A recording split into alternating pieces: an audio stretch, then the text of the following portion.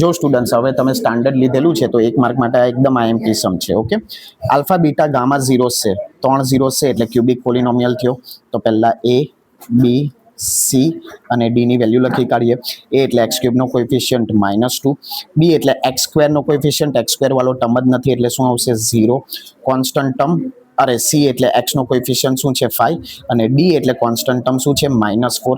હવે આપણે આ વેલ્યુ ફાઇન્ડ કરવાની છે તો પહેલા એલસીએમ લેશું.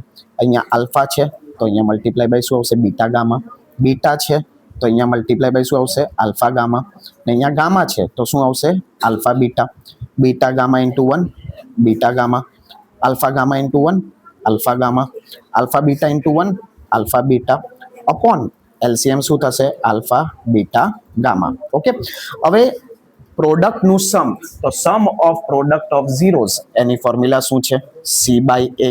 ઓકે, અને પ્રોડક્ટ ઓફ ઝીરોઝ નીચે એની ફોર્મ્યુલા શું છે -d અપોન a કટ, c ની વેલ્યુ શું છે 5 અપોન માઇનસની સાઇન માઇનસ, d ની વેલ્યુ શું છે -4, માઇનસ માઇનસ પ્લસ એટલે આપણો આન્સર શું આવશે +5/4.